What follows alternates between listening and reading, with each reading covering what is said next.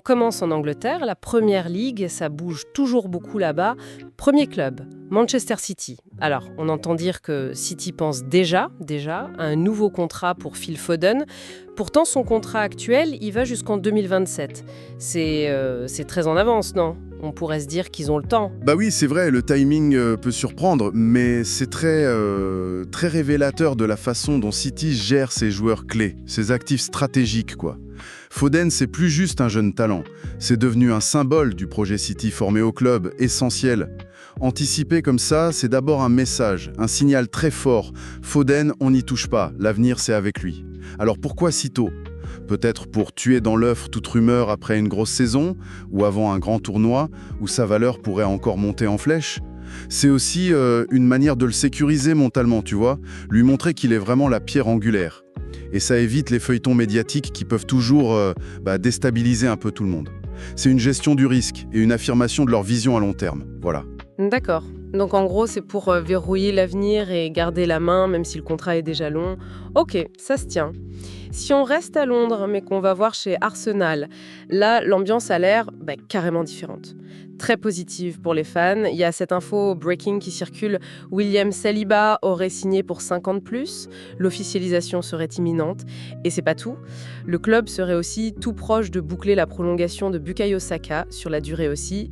On dirait qu'Arsenal a mis le turbo sur ces dossiers chauds. Exactement. Et ce qui est frappant chez Arsenal, c'est la cohérence, la clarté de la stratégie en fait. Ils ont identifié ce noyau de jeunes joueurs exceptionnels, Saliba, Saka, c'est des exemples parfaits, et ils mettent le paquet pour les sécuriser sur le long terme. C'est pas juste une bonne nouvelle comme ça, ponctuelle. Ça montre une vraie vision, construire dans la durée, avec ces talents qui sont l'identité de l'équipe d'Arteta.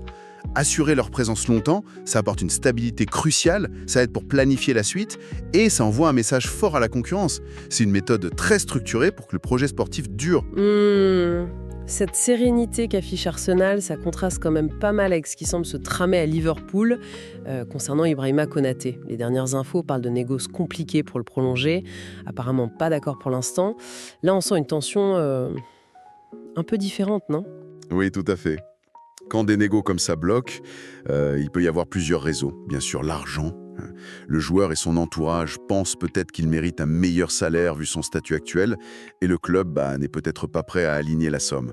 La durée du contrat, certaines clauses spécifiques, ça peut aussi coincer. Et puis, il y a le côté sportif. Quelle garantie Konaté sur son temps de jeu, son rôle dans l'équipe face à la concurrence, surtout s'il y a des changements tactiques, des nouveaux joueurs qui arrivent. Il ne faut jamais oublier l'intérêt potentiel d'autres clubs. Si d'autres grosses écuries se manifestent, ça renforce forcément la position du joueur dans les discussions, quoi. Ce qui crée une forme d'incertitude pour la défense de Liverpool, alors qu'Arsenal semble, elle, bétonner la sienne. On reste en Angleterre, mais avec une petite passerelle vers l'Espagne. On parle d'un intérêt passé du Barça pour Kobbie Mainoo de Manchester United.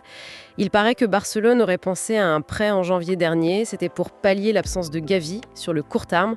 Intéressant de voir le nom de Mainoo circuler déjà à ce niveau-là. Effectivement, c'est un indicateur assez fort de la cote de Mainoo en Europe.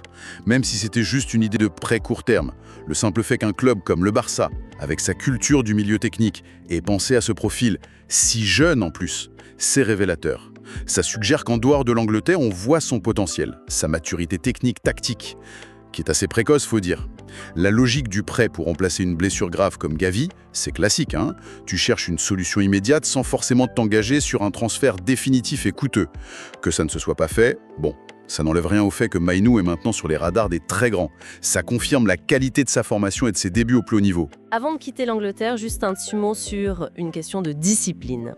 Hugo Ekitike. Il devrait prendre une amende équivalente à 2 semaines de salaire après son carton rouge contre Southampton. C'est assez classique, ça, j'imagine. Oui, c'est une procédure interne assez standard dans les clubs pro. Un carton rouge direct pour un geste dangereux ou antisportif, ça entraîne quasi systématiquement une suspension de la ligue et souvent le club rajoute une sanction financière. C'est prévu dans le règlement intérieur, c'est une façon de marquer le coup, de responsabiliser les joueurs par rapport aux règles et à l'image du club. Ah, le Barça prépare aussi l'avenir de son attaque. Il y a cette rumeur insistante sur Serhou Guirassy. Il serait très apprécié par le club et par l'entraîneur Hansi Flick. Il le verrait comme un successeur possible à Robert Lewandowski pour la saison prochaine. Ça, c'est une piste qui pourrait pas mal changer les choses devant. En effet, penser à l'après-Lewandowski, c'est un chantier majeur pour le Barça. Le profil de Guirassy après sa saison incroyable en Allemagne, forcément ça intéresse. La question clé, c'est pourquoi lui spécifiquement? Est-ce que c'est juste pour les stats, le nombre de buts, ou est-ce que son style de jeu colle pile à ce que Flick veut mettre en place? Est-ce qu'il est vu comme un pivot, capable de jouer dos au but, de participer au jeu, ou plutôt comme un finisseur pur? Succéder à Lewandowski, c'est une tâche immense, hein. La pression serait énorme. Choisir Guirassy, ça signifierait peut-être un profil d'attaquant différent, peut-être moins star, mais peut-être plus adapté à une certaine idée du collectif. Ou aux contraintes financières du club aussi. Ce choix, s'il se fait, ce serait un indicateur fort de la direction que Flick veut prendre pour l'attaque du Barça. Oui, ça soulève aussi la question de la transition, en fait. Passer d'une icône mondiale comme Lewandowski à un joueur comme Guirassy, même s'il est très bon, c'est un changement de dimension, médiatiquement parlant, et peut-être aussi dans le style de jeu, non? Exactement. Il y a l'aspect sportif, comment il s'intègre tactiquement, et puis il y a l'aspect symbolique, marketing. Lewandowski, il incarnait le retour du Barça au sommet, sur le marché des stars. Guirassy, ce serait un pari différent, basé sur la forme du moment et peut-être un potentiel à développer encore. Il faudrait voir comment les supporters réagiraient, comment le joueur gérerait cette pression folle du poste d'avant-centre au Barça. C'est une équation complexe, ça dépasse largement le cadre des simples statistiques. Tiens, on essaye de prendre un peu de hauteur sur tout ce qu'on vient de dire. On voit des approches assez différentes quand même. Arsenal qui sécurise son noyau de jeunes, Liverpool qui rame un peu sur un dossier similaire, City qui anticipe très très tôt, et puis Barcelone qui gère l'intégration d'une star tout en ciblant déjà son remplaçant potentiel. Ça donne l'impression d'un grand jeu d'échecs où chaque coup est calculé, non? C'est tout à fait ça. Chaque situation qu'on a évoquée, elle illustre une facette différente de la gestion d'un grand club aujourd'hui. La prolongation de Foden, c'est la stratégie de puissance, d'anticipation. Le cas d'Arsenal, c'est la construction patiente, méthodique, basée sur la jeunesse, la stabilité. Les difficultés avec Konaté à Liverpool, ça montre que même pour les géants, ces négos sont jamais gagnés d'avance. Ça peut révéler des tensions, des visions différentes. L'intérêt pour Mainou, ça montre la veille permanente sur les jeunes qui émergent. Et les dossiers du Barça, Rashford et Guirassy, ça illustre bien la double nécessité. Gérer le présent, l'intégration, et préparer activement l'avenir, la succession. Et tout ça, bien sûr, dans un contexte de concurrence acharnée et, même si on n'a pas les chiffres, sous la contrainte constante des équilibres financiers.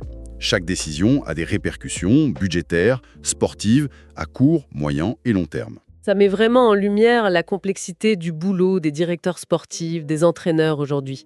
Ce n'est pas juste « j'achète, je vends ». Ah non, loin de là. C'est une gestion humaine, financière, stratégique.